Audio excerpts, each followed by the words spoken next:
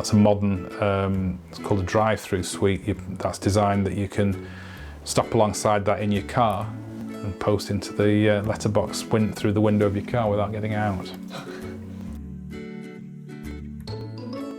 The Letterbox Study Group, founded in 1976, and we are the acknowledged authority on the history and the development of what's termed the roadside letterbox in the UK.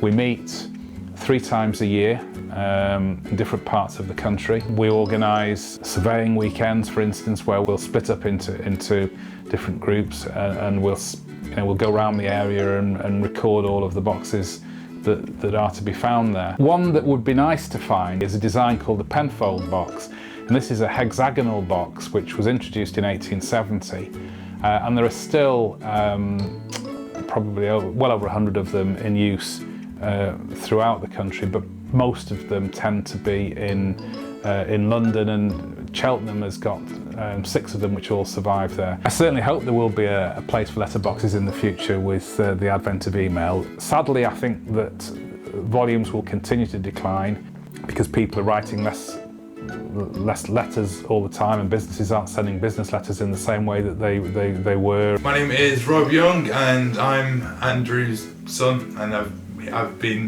dealing with his letterbox hobby for 21 years, pretty much all my life. It's a niche hobby, I've got to say that. I'm quite used to, I sort of think of it on the same lines as people who do train spotting, people who collect stamps. The reason I think that the social history is very important is because it provides this direct link back to Victorian times in terms of the age of the box. It's quite often interesting to look at a design of letterbox and you can say, oh, that one was current between 1920 and 1925. And you look at the housing in the area immediately around it, and straight away you know that letterbox, the housing in that area dates from the same era. There you can see that shows the development of, or the evolution. For many years the aperture width was 7 inches, and then in the 1950s, again from pressure from people, it was decided to increase it to 10 inches. So that size of aperture was replaced by that size of aperture to allow people to post flat items into it. Those of us who visited the Romeck factory for that visit were given one of these to take away with them, either an E2R one if you lived in the areas where an E2R lamp box would be installed, and we had 2 or 3 people who came along that day who live in Scotland, so they were given the equivalent but with the Scottish crown. And this just attaches through the front of the letterbox and is screwed in place. It's left unpainted, so it looks quite eye-catching on the red letterbox to see it like that, and because it's hollow, the red base of the letterbox shows through the cipher plate.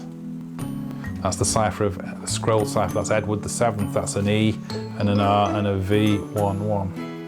He took me out in the car.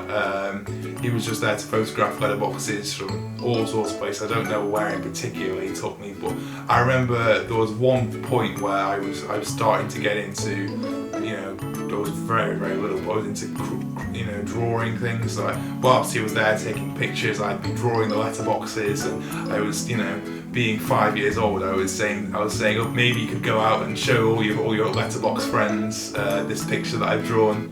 And he was saying, oh yes, I'm sure I'm going to do it, but perhaps in his head he was thinking, I'll just leave it a little bit.